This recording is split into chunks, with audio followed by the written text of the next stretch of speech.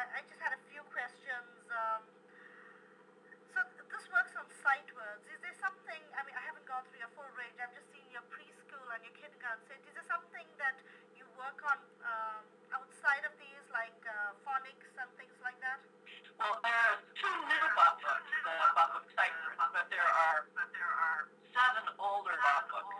So the whole complete series works on sight words and phonics and some of pre-reading alphabet and stuff like that. So actually, the first book is the blue book, Bob book set 1, and it introduces the alphabet in the little, so it's kind of in the same format of little books in a box. And as you go through the blue book, each book introduces about 3 letters. It's all phonetic, all done phonetically. So you're getting sort of a foundation in learning very beginning easy words. And then when you go up to Bob book sight words kindergarten, the first level, it continues using that phonetic background or foundation, but then you're introducing sight words as well. So they've got the background of knowing how to sound out words. That's a great foundation. They can sound out when they find something not familiar. They can stop and use their logic to work out C-A-T, cat. So kind of the next challenge, once you've got phonics under your belt, is being able to memorize whole words, sight words. So that's why the sight words book, the way that I wrote it is that the words that are not sight words are all phonetically spelled. So there's no like yellow or through or night or anything. It's all bat, sat, cat. And then each story has got 3 sight words in it. So the sight word is saw. It will be on that. So they can sound out Sam, and they can sound out Matt, and they can look at the picture, and there's little, so they can sort of guess from the picture. They can guess something the S, somewhere that starts with the S that means, this, so they can figure out saw, and then when they see it in the story several times, they start being able to memorize it, so it becomes a sight word, the word they can read on sight. So that's how they get their sight words in these sight words books. So how do you figure the phonics go in? Do you suggest parents start with phonics first, or do sight words or sight words first, or it should be a mixture of both? Because it can be a little overwhelming as to whether you're working on the phonics part or whether you're learning on whole words. Yeah, this is a question that goes back decades. I mean, people have been talking about this for a very long time.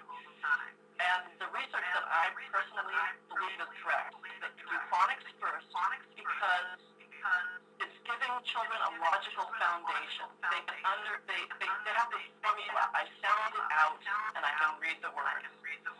After they've gotten the logical foundation, there are gazillion words in English that you cannot sound out.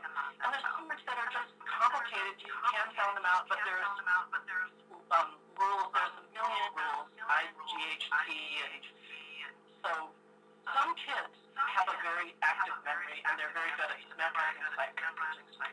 For them, they learn a little bit of phonics. It makes sense. They start seeing words. They just remember them right off the bat. And they're typically fluent, fast readers. Some kids just in their brain structure, the memory is slower. It just doesn't function as quickly. So phonics is their savior. It allows them to read when it's real work. And also for kids with sight words, when they come upon a new word, they can sound it out. There are schools of thought that say only learn sight words, and some parents swear by it. Some parents love that. But the challenge is when they start getting into complex words that they haven't known as mentioned them, they don't know what the word is. They don't have the skills to sound it out. There's a lot of people that are very anti-flash words kind of thing. I mean, I love it. I personally am a big fan, but a lot of people feel like sending kids too fast academically. I actually disagree because my kids have worked on this, and I think it's an important thing. I really do feel that it's important to prepare kids with education as early as you can, because it makes so many things simplified. How do you tackle that where people learn naturally. They shouldn't be picking this up here. What they learn at school is good enough. How do you tackle that? That's a great question. And I have to say, the background that Bob Books comes out is very aggressive, go to your own pace kind of background. The way the Bob Books were written was a very friendly and nurturing environment. So it would be an environment full of resources, full of blocks, magnet letters. So kids are playing, but they're playing with educational toys, and they're getting information into their minds through playing. So then when you sit down with Matt Sat, they already have the information about the letters and the sounds.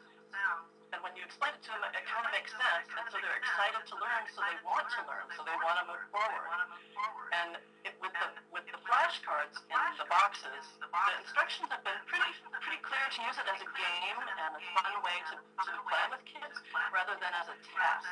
And I don't think it's necessary to test kids. I think intrinsically they want to learn and they learn out knowledge. Some kids are going to find it harder than others, and it'll be more work for them. My own daughter has got some reading skills, so it's a lot of work for her. But